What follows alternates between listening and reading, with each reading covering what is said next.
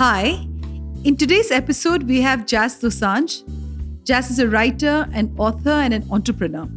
She's written a series of memoirs called Life Out of Reach, and her first two books, Spare Burden and Not the Property Of, are already out on Amazon, so you can check out her work.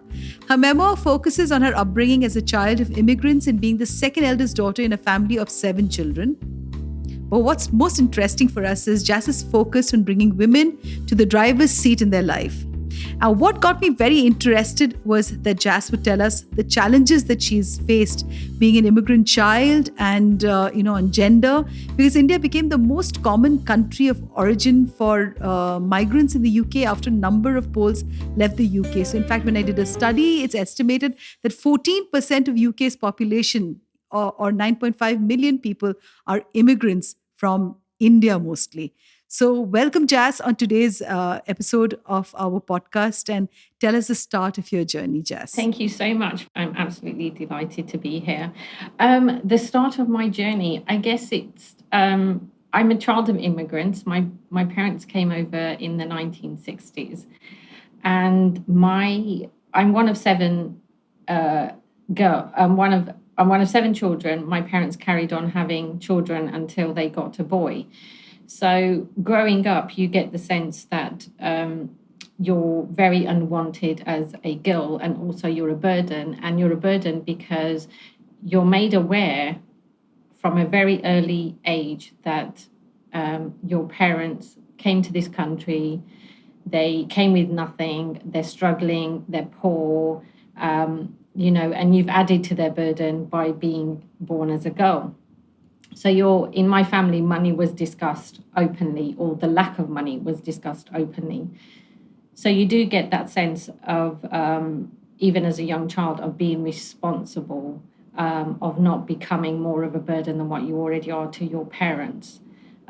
So that's kind of how my journey started, with that realization that you're living in England, your parents are from India, and you are born in the UK, you're raised as a British citizen, but at home you have an Indian life, and at school you have a British life, an English life. So you're kind of caught between those two cultures, and that's how it was as I was growing up. That must have been so it's so difficult because you're forever navigating between one identity and the other. Because I would assume that, me having been, I'm a Bengali, and again, we are also very, very, with this whole culture, you're forced to learn music, which is very interesting also. But, because I was raised in Delhi, I think my parents forced me to be very, very Bengali. And what happened was I started rebelling because, when I went out, there was a very dual, there was another identity of being a Delhiite. I mean, and I can't even imagine what it must be like for you in England, and to be an Indian back at home with all our, with all the traditional things that we have. And it's like a trap, isn't it, Jass? I think for me, for me and my sisters growing up, it's different because we were at home, we were Indian, and then you go outside and it's white people. So we weren't faced with there's more Indian people outside on the streets. It wasn't like that for us. It was, we step outside of our house and we step into a very white world. We step into the English world. And at school, that's how we were. So you did have two like personas. So you had like the life that you had at school, and then you had the life that you have at home. And I talk about it in the first book, Spare Burden, where I discuss that your life is very separate. Your school life starts at the school gate and ends at the school gate at 4:00 when you leave school, and then your home life starts. And we weren't allowed to go to parties or go meet our friends after school. We weren't allowed to go on overnight trips anywhere. And this was not just me and my sisters. This was the norm for all of the brown Indian people in my school. None of us were allowed to do any of the things that the white girls were doing. We weren't allowed to talk to boys. Didn't matter if they were Indian boys, white boys. We weren't allowed to talk to boys. We weren't allowed to go out after school, hang around in a gang. It was none of that. It was like my parents wanted us to be educated, but they didn't want us to have the social side of it, what school provides. They didn't want that. They just wanted us to go into school, be taught, have an education, and then come back home and be Indian. And we were very Indian. We were completely, we were very hardworking. We'd help our parents around the house. We never answered back. You know how these white girls, white children have arguments with their parents, and they slam the door, go into their bedroom. We never did any of that, any of us, ever.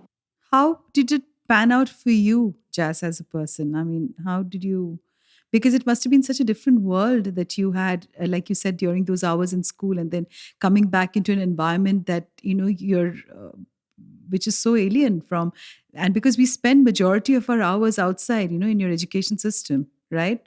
Because when you come back Yeah. home, you've had your dinner, you've helped around, and then you go into bed. So, how did you, navigate this whole thing? I think you learn to separate yourself. So you carb I can't even pronounce the word. It's compartmentalize. You put things Compartmentalize, yeah. into boxes. Right. So you have your school life, your Indian life, and then you have, there's a slight overlap. And I was quite lucky in that my parents, although I had a forced marriage, when I was growing up, my parents wouldn't stop us watching Western TV. They didn't stop us dancing to Bhangra because me and my sisters loved dancing. There was, they embraced English food, not all of it, some of it. Whereas some of my relatives, they completely turned their back on everything that was to do with the English culture, which made their children's lives very difficult. But I think to cope with something like that, you have to separate things into boxes and understand that school life is school life, and that is where you are allowed to be a child. And you can see the differences even as a very young child in junior school. You can see the differences between the way that I would behave and other Indian children would behave to how the white girls would behave. And then you have your Indian life, which starts as soon as you start the walk home from school. Wow. So is there any incident that you remember that really stayed back with you when you said, when in the behavior? Because I relate to this. I think there's a lot of times. It's I remember one incident in particular. I was about to walk out of school with one of my white friends, and an Indian boy. I wasn't allowed to talk to boys. An Indian boy came to talk to my white friend, and he walked alongside her. And I was getting more and more worried as we were coming up to the road, the main road where anyone could see us, right? And that one day, both of my parents were in my dad's car parked right outside of the school. And it was so profound that I actually wrote a complete chapter on it, because I was the one that got told off because this boy was talking to my white friend, but he just happened to be walking with us. Oh, Lord. And I got told off for that. So that's how strict, in a way, my parents were. They just didn't. I think because they came to a new country, and it's not just my parents. I think it was a lot of children who have gone through this. The first generation children are born to immigrants. We've all suffered because our parents came to a strange country. They clustered into one area because I can understand that when you come to a foreign country where you're not always welcomed, you seek out other people that are similar to you. Yes, you seek familiarity. Yeah, it's familiarity, and you have comfort in that, so that's fine. But they wanted to create a kind of like a little India in each community, in each street, in each home. They wanted to hang on to India as much as they could. And I completely understand that. As an adult now myself, I have two children. So what I say to my children, I have a daughter and I have a son. What I say to my children is, you have been lucky enough to be born into two cultures. You take the good things out of each culture. The Indian culture has good things, and the English culture has good things, but they both have bad things as well. Just leave the bad things, take the good things out of both cultures, and use those in your life. That's how you live your life. So, in a way, I think I'm really quite lucky now, really quite fortunate. As a younger child, it was, you knew that you had a disadvantage. You were aware of it because your parents didn't accept and didn't embrace completely, everything that this country had to offer. You were restricted. As an Indian girl, you were restricted from going out. We weren't even allowed to go to the library by ourselves. And you tell this to your white friends, and they're just like, "What?" They have no understanding of it. They're just completely shocked. Yes, they don't understand this concept at all. Yeah, Absolutely, they don't. Yeah. yeah. So, how was it different for you, Jass, as a parent? What is it that you were very conscious about for both your growing children? I think I just wanted them to have freedom, which is something that I never had. Just the freedom to dream, just the freedom to say, this is what I want to do in life, the freedom to have sleepovers, the freedom to go on trips to school, so that, when a child is being educated, and I was very fortunate, both of my children have been privately educated, so they've gone to some of the best schools in the country.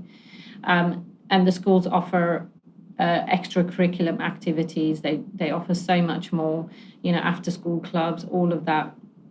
And it's actually embracing that for your children and saying, yes, school is for education, but actually there's also this other element of school, which is the social bit, which is where you start to become individual, where you embrace more and more freedom. Well, you learn so much about yourself in interpersonal relationships with different cultures, Yeah, because school isn't just about sitting behind a desk and absolutely, having the teacher talk to you. It's about so many other things. It's about becoming a social person, learning to interact with lots of different cultures. My son goes to a school that is an international IB school. So I think they have 120 different children.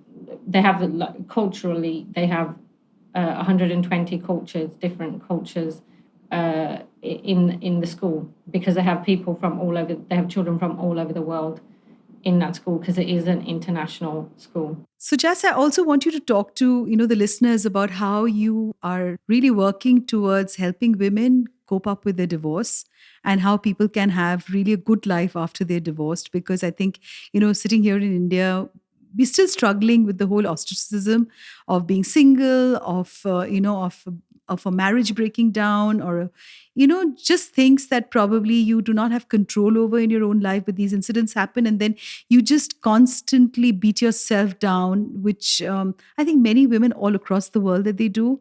So just tell us a little bit about your life journey. I mean, what prompted you to get into this whole space of working towards women, who post divorce should actually really live up their life instead of feeling guilty all the time? Divorce is difficult. It's a very difficult subject. It's a difficult thing to go through. And I think for me, the way I got into this space was that I've had 2 divorces. I divorced both of my husbands for different reasons. I just did not want to be married to them anymore. And I didn't really think beyond the ending of that relationship. For me, the main focus was to end the relationship. And it's only afterwards, when you are actually divorced, and then the impact of that on your children, on yourself, on your psyche, the actual process of going through the divorce. Yes, very difficult. It's very, very difficult. I spent £4,500 on my first divorce. On my second divorce, I spent £270,000. That's over $250,000 getting just on the divorce, just getting divorced. So I realized that through that, I had gained a lot of knowledge about what not to do, because I actually ended up suing my divorce lawyers in the High Court in London, and they gave me an out-of-court settlement. So I have had so much experience now in courtrooms. And then I realized that women at the school gates were coming to me, asking me about divorce, wanting advice. So that's how I kind of got into this, giving advice to women. And that's how I decided, actually, I'm going to turn this into a proper program. I'm going to turn it into a proper business so that I can help more women by placing it online so it becomes accessible to everyone. But then you go to, so that's like the practical side of getting divorced, the actual, the process of it. But then you have the emotional, the mental toil, and it is a toil. However dark your days and nights are when you're going through the divorce, when you come out on the other side, the realization that you can actually close your front door and there's going to be nobody coming in to start an argument, to tell you a lie, smelling of another woman's perfume or whatever it is, when you close that front door and you have that silence and it's just you and your children and they're tucked up warm in bed and there's just quiet, the serenity, nothing, no matter how hard the battle, there's nothing that can compare with that feeling of peace. And whatever the world, whatever your relatives, your friends might say about you, might gossip about you, oh, she's failed at 2 marriages, all of that, you have friends that won't want to see you again for whatever reason. There's all sorts of, divorce. It doesn't leave any of your relationships the same once you've gone through a divorce, with your friendships, even with your work colleagues, with your parents, with your family, with your relatives, with your ex in-laws. Every relationship will change, including the one that you have with your children. Why do you say that, Jass? Because I've been there. Your first marriage was an arranged marriage, right? It was a forced marriage. What do you mean when you say forced marriage? And you were very young. I mean, so you must tell our listeners about this because there's so many immigrant children and also in India even today, that we do not even have, because this whole conditioning, the social pressure that we have of age that's boxed, your biological age, by the time you need to have children, by the time you're desirable and you are, you look fertile, and that's when you need to get married and start a home. So it'll, it's really sad because, and of course, as immigrant children, that the pressure is even more higher because I guess the society is even more closely knit. So tell me about the first, your forced marriage, which I want to know about. Okay, so that one, my dad's sister was married to his mom's brother. So my boy was married to his mama. So I knew of the family growing up, but then when I was about 6, they moved to Vancouver. So he was born here. So that he moved to Vancouver. When I was 16, I went to a religious ceremony at my aunt's house, and he was there. He'd come back with his mom to have visit his father, who still lived in this country, and visit other relatives. So he'd come over just for the summer. He was 15, I was 16. I just finished my GCSEs. I was looking forward to having a beautiful summer off, no studying, nothing, just sunny, glorious days in front of me. And he saw me, and within a few minutes, he had decided he wanted to marry me. So he'd gone and told his mother, and his mother had turned around and she'd started laughing because he'd said to her, "Can you get her for me?" And she had turned around and said to him, "I don't need to get her. She's already yours." And it was then that so I didn't pay much attention to what was going on. And then I was at school, I think it was a month later, I was at school. I came back and the whole house was full of relatives. And basically, I was made to go into the living room. And he was sitting on a chair and there was an empty chair next to him. Now, we both know when there's 2 chairs placed and there's an empty chair next to a guy that's sitting there, who's supposed to sit on that chair. It's going to be whoever is his, wife to be. And I was actually forced to sit on that chair. I did not want to sit on that chair. At 16, I was 16. God. And then it later came out that my parents, because the families already knew each other, I was 6 months old and his mother had been pregnant with him. And she had said that if she has a boy, she will get him engaged, married to me. And the families had laughed, and but then she'd had a boy, and then the promise had been made. I didn't know about this, and he didn't know about this. So then, when 16 years later, he came back for his summer holiday with his mom, back from Vancouver, he came back to the UK, and he saw me sitting in the garden of my aunt's house, and he immediately decided he wanted to marry me. Everyone thought it was meant to be. So I didn't know about the promise. He didn't know about the promise. And that, he was just besotted. I did, after a year and a half, call him to my school, and I said, I do not want to marry you. I just told him straight. And he had gone home and tried to slash his wrist, and I had gotten into trouble for it. And I was told that it doesn't matter what you told him at school, what you said to him. What we've decided is what you're going to do. So you have a choice. You have a choice then. Do you walk out of the front door into a world that you do not know, into a very white world that you have not been allowed to explore as you've grown up? You have no idea what's on the other side of that front door. Or do you, for the sake of your family and keeping your sisters, do you stay and do you marry the person that you're now being forced to marry? So I made the mistake of staying and marrying the guy. Big mistake. Huge mistake. Why do you say it was a mistake? I mean, it was a mistake course, because he slashed his wrist itself is the first sign. It's a red flag. But yes. So tell me about your experience. I mean, it's unimaginable. But I know of so many friends of mine who've gone through this, and yes. So tell me. I think the worst part of all of this was walking home after I told him. And by the time I walked home, my parents had already got the call that this is what your daughter has done. This is what our son has now tried to do. And how dare your daughter say this to him? She is going to marry him. He's very upset. He's just tried to kill himself. I think that for me, the worst part was walking back into the house and my parents straight away ignoring my voice, shutting it down, not even saying, why don't you want to marry him?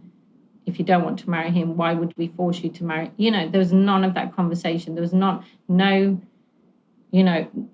that would say, this is our daughter. We need to think about her. Oh, yeah, absolutely. My God, my heart bleeds, Jass.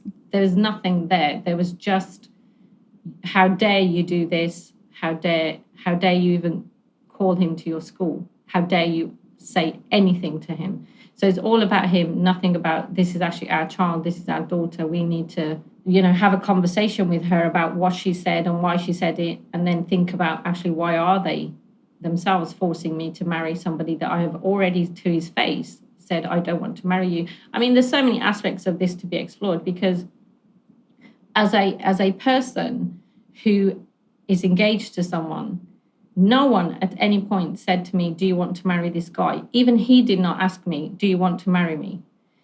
And for any person to be told to their face, I do not want to marry you, I do not want to be with you, I'm very sorry, and they still carry on, obviously something needs to be there. Something is wrong with that person. Something is completely wrong. Why would you want to be with someone that does not want to be with you? It's a huge red flag. It's a huge red flag. And the thing is, you are denying yourself true love, because the person that you're forcing to be with you is not going to love you. Yes. They're not going to, and I didn't. And my first husband would say, I love you. And then he would say, oh, but I know that you don't love me. And I would have to pretend, oh, no, I do mean it when I say I love you. But obviously I didn't, because how could I? So it's like you're fooling yourself and you're being fooled. There's so many things here to explore about, you're not going to be happy, are you? Because how can someone who is unhappy make someone else happy? and you Yes. just can't, Oh, you can you say know? that again and again. Yeah, absolutely. Yeah. So, and this is for every listener that you have. If someone tells you that they do not want to be with you, if someone tells you that they do not want to marry you, move on, get over it. You will find someone else. By being with someone who does not want to be with you, you are actually denying yourself true love or, peace of mind, because that person is not going to want to be with you. They will resent you in the end. Yes. Yes. Sorry. That's a No, bit of no. a rant. Yeah, no. It's amazing because, it helps us understand because, people here, we have such a rosy, so many people have this whole rosy idea about living a life, in England and in America and in Canada and in Australia. And there's so many of us who go in for, of course, have a career, but the gory tales behind acceptance about this whole confusion between the white culture and the browns. And, I mean, it's amazing when you tell me this. So, how did you even get out? I mean, the divorce, your parents must have been extremely angry when you decided to leave your first marriage. Yes, I actually, with both of my marriages, actually, I did not leave. I ended the marriage, but both of them and this is a drama that men do. Not all men do this, but my two husbands did this. When you are basically saying the marriage is over and you are the mother and you have been the main carer for the children, the way that my two husbands behaved, because I was so stoic in my I'm not going to give this marriage another chance. You go and do whatever you want to go and do. Both of them thought that if they left the house, that it was going to trigger something, that I was going to be like, oh my God, I can't pay the mortgage, come back. Or, oh my gosh, the kids need you, come back. So although I decided to end the marriage, both of them actually decided. My first husband left in a huff of anger after being caught with another girl. But he left in a puff of anger, thinking that I was going to come running after him. How did you deal with Immediately changed the locks the very same day. What? I immediately changed the locks the very same day. Literally within like 4 hours later, I had changed the locks. That's how stoic I am. So, and then, and then with my second husband, I didn't change the locks, but he had dropped his keys on the kitchen cabinet and said, you need space to think, so I'm going to leave you alone. I'll come back when you're ready to give the marriage another try. I told him, not going to give the marriage another try. He left. And then obviously I said, no, definitely not going to give the marriage another try. And he said, oh, I'll move back in. I'm like, why am I going to let you move back in now that I'm divorcing you? Absolutely no way. So both of them, by their own hands, left, even though I left the marriage, if that makes sense. It makes so much sense. So just tell me, do you think that the second time around when you got married, was it because you wanted to just get over? Because so many of us get so cornered, with the social pressure around us. And, we just think that we need a man to complete us. We need a man to complete us. And it takes us so many years to actually realize that, women are completely full in themselves. And by the time you're, probably so old and wise that you don't like any one of them anymore, Yeah. I know. You just get so tired, don't you, really, yes. of all of it. I think for me, and this is something that I think I will be producing more information on. What happened after my first divorce was, one, I was severely depressed. I think I had been suffering from depression for many, many years, starting at 16. Oh, God. I was severely depressed. I'm a very serious, solemn person anyway. Unless I'm playing a prank on someone, I'm quite serious as a person. But I think for me, I made the mistake of moving back in with my parents, and I had my daughter as well. And my parents, basically, they didn't want me to get divorced. Most parents don't want in India. Indian parents don't want their children to divorce. They want them to continue to stay in the same crap forever. Yeah. Exactly. So it was like, my dad used to say that if you divorce, everyone else, all the other girls are going to divorce after you, because, he used to say, oh, really good, is going to go off the track. I mean, go off the track, everyone else is going to follow. So what happened was my parents didn't want me to get divorced. So I moved back in with them. It wasn't a good situation. And then as I was going through the divorce, I met someone, was my second husband, who was a narcissist. And with a narcissist, what they will do is they will become what you want them to become at that particular time to hook Yes. you in. Yes. And this is how I explain it to women. In my work, what I say to women is, if you are going through a divorce, even afterwards, for many, for 2, 3, 4 years, for God's sake, do not have another boyfriend, a partner, whatever. I'm not saying live like a nun, but you do not need to get into another relationship. Firstly, if you're going through a divorce, if you're in another relationship, financially, that will impact on the settlement that you get. And also, because we come out of a marriage and we're so relieved, and I describe it to women as this. So we've all seen those wildlife programs where the wildebeest are trying to cross the crocodile-filled river. So they're so relieved to get across the river and not get eaten by a crocodile that they don't notice that there's a lion waiting to pounce in the bushes on the other side. The lion pounces, and that is where the most damage is done, because you think you're not vulnerable, but actually you are vulnerable. And here's the thing, the guy that is sitting across from you, taking you to dinner and treating you like a princess, he's going to become the exact opposite of your ex.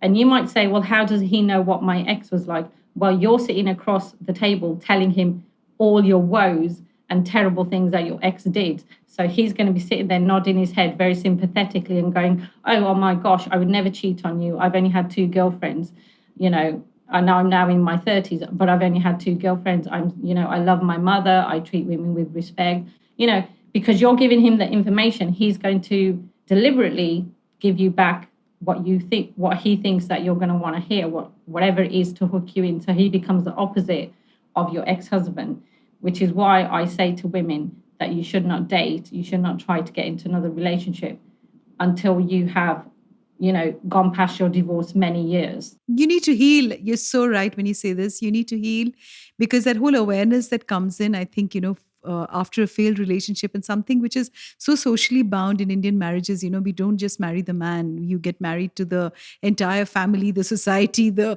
culture, the entire, jing bang along with it. So you're so right when you say that, Yeah. you need to reach that level of healing for you to recognize that, no, this is not what I want and this is what I want. And many of us get so pressurized, to immediately jump into something because you try and find solace, another man again, and another, like you said, the lion, which is waiting on the opposite side. In this country, statistically, second marriages fail more. So that's why if you get remarried, you're more likely to end up having another divorce. And I think it is because a lot of people just get married very quickly. For me, my reasons were, I think my parents and that situation, my daughter, I wanted to give her a father figure, and this narcissist, my second husband, narcissist, Oh my seemed to God, be, I can imagine. he was very loving towards her in the beginning. And you're vulnerable, but you don't think that you are. You're relishing in this new freedom, but what you don't see is, again, that lion that's in the bushes waiting to pounce. I think it is hard. I think as the whole Bollywood Disney princess, Yes, seriously. that is so ingrained into each of us. We all want that happy ending. And when you've been through trauma, you're just looking for somebody else to help you get that happy ending. And then you have someone that is promising you all sorts of things. And you're thinking, because we don't live with someone. As Indians, we don't really live with someone before we marry them. So we don't No, you actually don't get to know them at all. a chance Absolutely. to see. You don't get to know them at all. It's very difficult. You just don't get to know them at all how you should before you commit. And the next thing you know, you're in a second marriage, and it's not going good. It's probably going to crash and burn worse than the first marriage. And the other thing is, when you get divorced, your children are so impacted. Your children need your energy, not you dating someone. And trust me, I am speaking from personal experience, having made the mistakes that I do not wish on even my worst enemies. Your children are the ones that need your focus. They need your attention. One, the trauma of the divorce and the actual practicalities of going through divorce, but also the emotional toil it takes on you.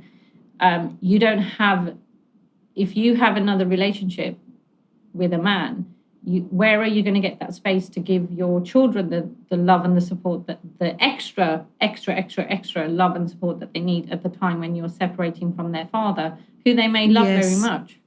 So, it's traumatic. So that's why I advise women, don't go into another relationship for so many reasons, Don't live like a nun. I'm not saying live like a nun, but I'm just saying don't tie yourself with someone. Don't give, you only have so much energy.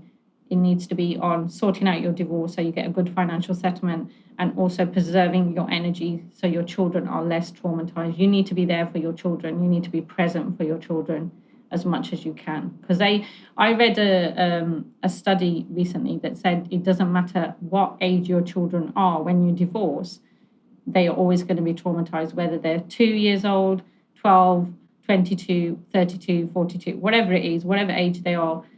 Children are always traumatized to some level when their parents divorce. So the younger the child, the more chance. Yeah. You're a brave heart, and your story is going to reach out to so many people. Of course, we also had a discussion. You spoke about attempted rape by a family member, and which is again something that constantly happens in homes, and children, and girls don't have the guts to talk about this because they always feel that they're at fault for a man having made a pass at them. So tell me, I mean, the trauma that you faced when you were with an incident like this that happened in your life. I think there's two incidents. One was an uncle that was touching us. He was actually touching my sister, and then I came up with a plan that actually, when he came round, I would do the tea instead of her, but she would stay in the kitchen with me. And then he touched me, and that was the first time he touched me, but it was also the last time he did it, because I went and told my mum straight away. And I remember my sister trying to stop me, and I'm like, why? We have not done anything wrong. And I don't feel shame because of stuff that like this that happens. And I've never felt shame about it because I haven't done anything wrong. So why would I feel shame? I have done other things wrong for which I feel complete shame, and I'm totally ashamed of myself. But for these sort of things where you have been molested and someone's tried to rape you, why would I feel shame? I never do. And I think that's why I've been able to voice. The second incident that happened was actually my father-in-law in my first marriage. And that completely destroyed my first husband and any chance that we would have had at having a marriage that lasted. He tried to rape me. Your I pushed him father-in-law? off. Yeah, my father-in-law. And I told straight away, there's no one else in the house, and I managed to escape and run upstairs and lock myself into my bedroom. But I told straight away, as soon as I saw my husband, because he was the first person back into the house, I told him straight away. And it was dealt with in that everybody knew, he was told off. I still had to live with him because, Oh God! And how did you manage that, Jess? My God, you because learn. you got to, in Indian homes, the father-in-law is like, and the mother-in-law is so exalted, and they're like, you would be seen as somebody who's a bad, is a bad person, not a good girl, because that's something we're all fed. Good girl, you need to be a good girl, a good wife, a good daughter, a blah blah blah. And how did you deal with living in the same house with your father-in-law who tried to rape you? I mean, I'm short of words actually here, Jess. I look back now and I think, how did I do it? And I think, again, it is, you learn to cope. I think for me, the fact that I wasn't everyone believed me straight away. No one questioned me. The questioning only came after I wanted to separate from my first husband. But at the time, everyone, and even today, everyone accepts what happened because he had a history of it. He had a history of it, even with his own daughter, with other female relatives. So he had a history of it. So I wasn't ever made to feel that I was telling a lie or that I shouldn't be supported.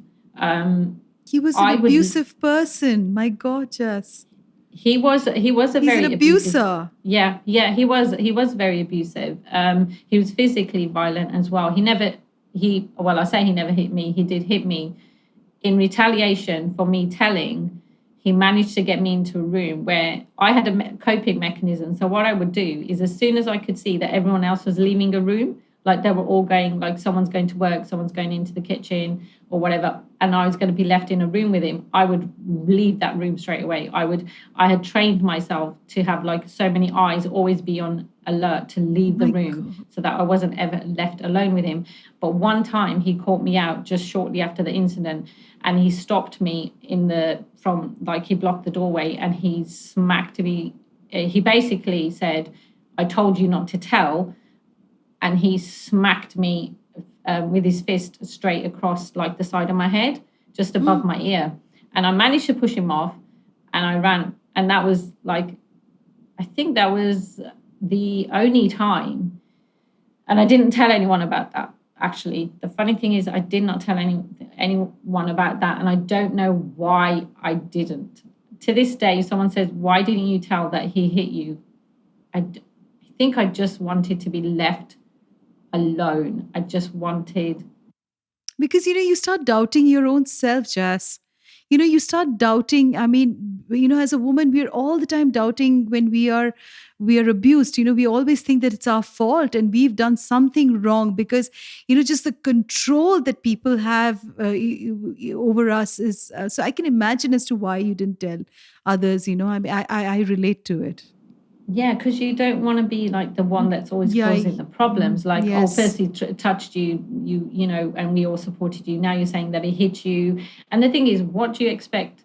I think for me, it's like, what did I expect my husband or anyone else to do? He owned the house that we lived in. He owned the place where my husband worked. All that sort of stuff goes through your head.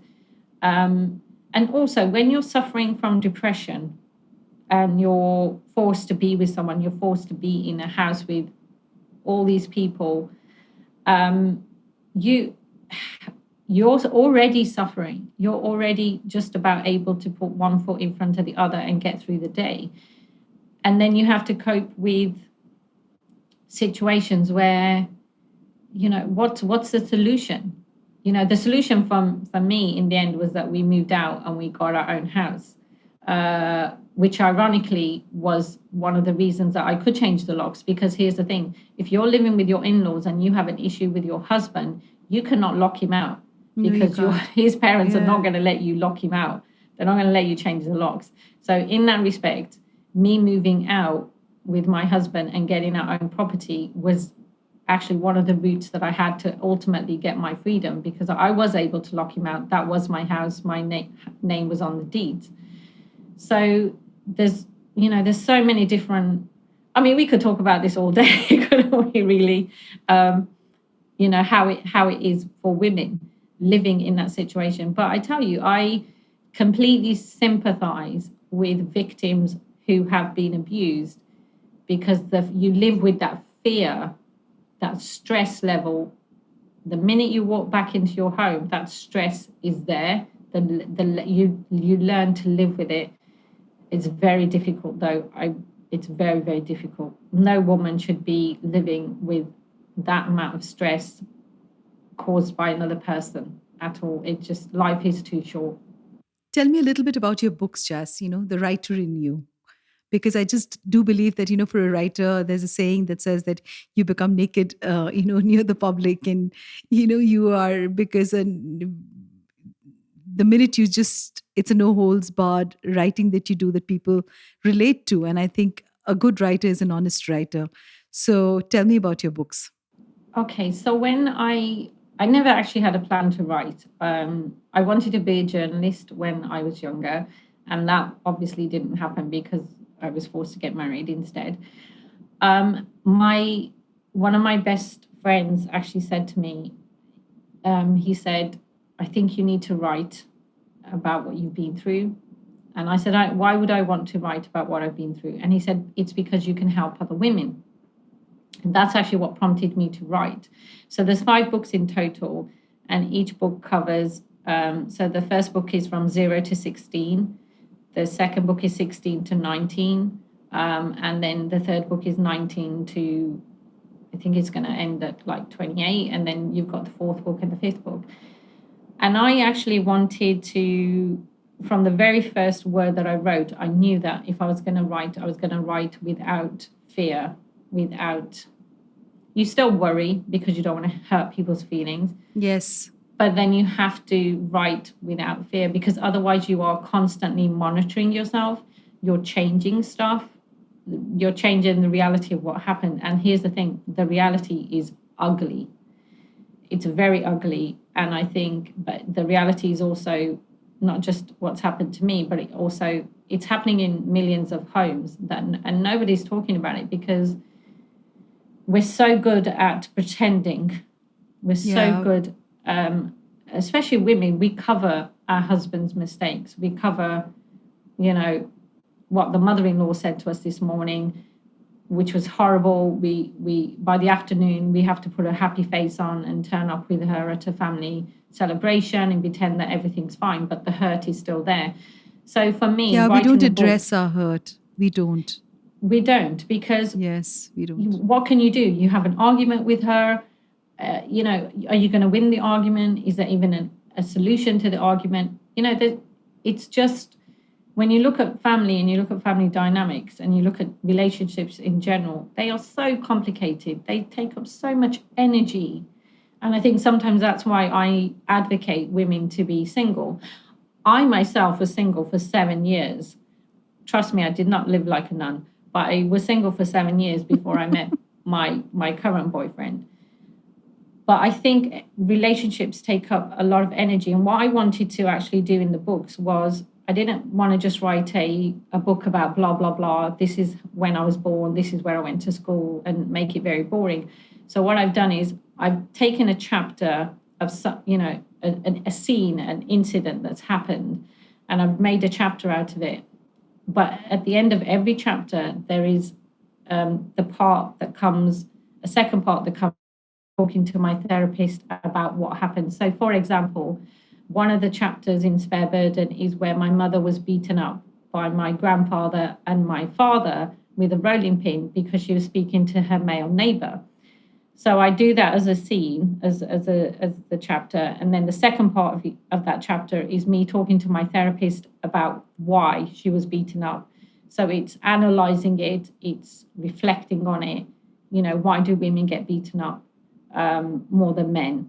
So and every chapter is written like that. Every chapter is in 2 parts. So everything is analyzed so that women can start to reflect on their own reactions and actions to things that have happened to them, and actually question, why did they do something, or why didn't they do something? What's your relationship like now, Jass, with your parents? Well, my dad passed away in 2016. And before he passed away, he actually helped me with some of the earlier chapters in the first book. My mother, I have a very strange relationship with my mother. I don't really like talking to her when she calls me. She lives in Vancouver now. I'm not sure whether to pick up the phone or not. And 8 times out of 10, I will not pick up the phone to my mother, because every time I do pick up the phone, she starts telling me how to live my life. She starts telling me how to be with my children. And it's just constantly, there's no love there. There's no understanding there. There's just constant trying to control. And so I don't like, it usually ends up in an argument. So I just don't like talking to her. But I have a very close relationship with my grandmother. my mom's mom. So I have a very close Your relationship nani. with, yeah, my nanny. I have a very close relationship with her, and I have a lot of good friends and other family that I still talk to. But I have done away with toxic relationships. And here's the thing: even though you have in your big extended family, there are people that you don't talk to. When you get invited to a social event and the person is there, you still have to say hello, how are you, and that's it. You just move away. Some people I just will ignore, even when they say hello, because of things that they've done. Even if they say hello, I may say hello back and then just say nothing else, or I may just even ignore them.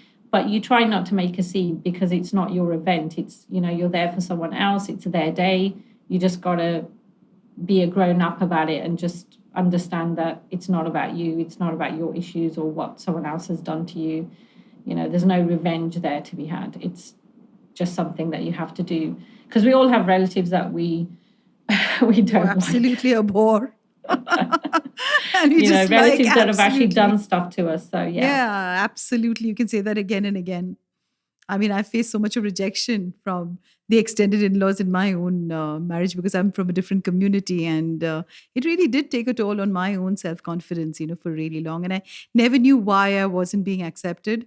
And now after 24 years of marriage, I just don't give a rat's ass about it, and I'm all right. I mean, whether you like me yeah, or leave me doesn't matter to me anymore. But yes, when I was younger, I pined to be accepted. I pined to be loved and cared for, and to be included. And well, I think also in a way I'm really glad, because it made me very stoic. I was in a new city and I was doing things by myself, and I found my own support group in the city that was outside my husband's family, and that really really also helped me blossom into the human being that I am today. So I think every struggle comes with a certain amount of win.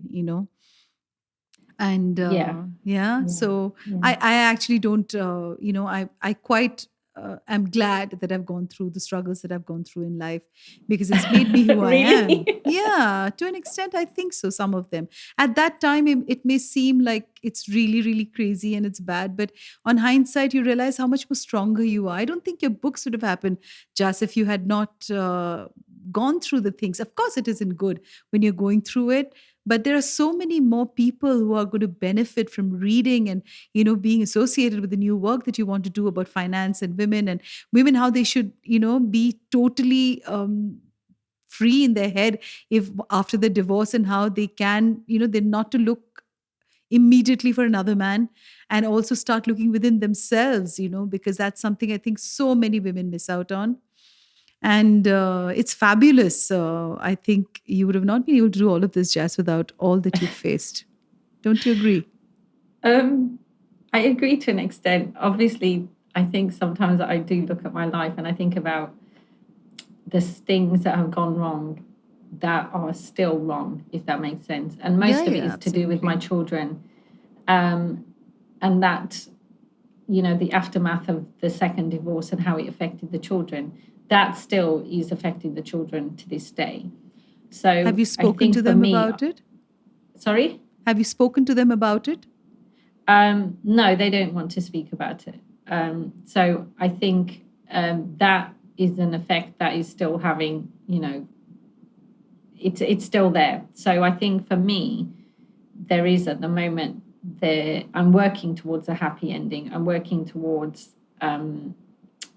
I think I'm content as a person now. I'm very content. I'm very happy in the world that I've created. I can go days without having to speak to anyone. I'm not.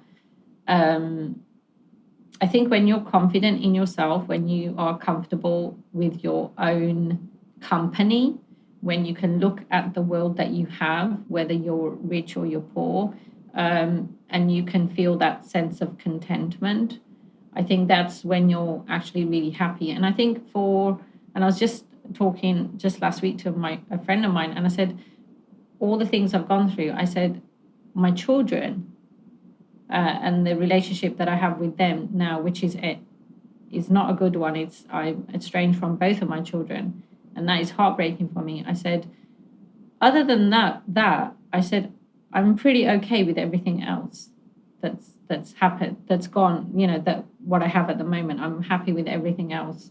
It's just that part. And unfortunately, that part is huge. It's there's huge, children. yes. It's Yeah. huge. And I think until that rights itself, and that can only happen through time, maybe months, maybe probably years, there's it's a work in progress, right? We're it's a work all in progress. work And in progress, Jass. yeah, and I think the books will help with that, because I do plan to explore my relationship with the children and how it went wrong and where it went wrong, so that other women don't make the same mistakes. And I also do support men as well who also are estranged from their children, because although my focus is mainly on helping women, I do get men who come for help, and they usually it's for the children, because the ex-wife is denying them access to the children. And I'm not a supporter of that at all. I don't support, if any woman comes to me and she wants help with her finances, one of the questions that will come up is the children, if she has children. And I don't support any woman that tries to keep her children away from their father. I'm not a supporter of that. And I have said to women, unless you change this aspect of what you think is going to happen, they're not just your children, they're his as well. But unless you change, I don't really think I can work with you, because I don't want to work with women that are using children as porn. Yes, absolutely. That's one of the worst things to do. It's about fairness. Yes, it is about everything. fairness. Yeah. So thank you so much, Jass, for being on today's episode. So just to, by the time I close this session, I can go on and on and on talking to you. So there isn't much that Jass has not seen or experienced when it comes to family life and relationships. So you can check out her books on Amazon. She's been born and raised in the West Midlands in the 1980s with her 5 sisters. So Jass rebelled from a very young age. You can hear that through her stories against male dominance and patriarchy. And that's why she's also on my podcast.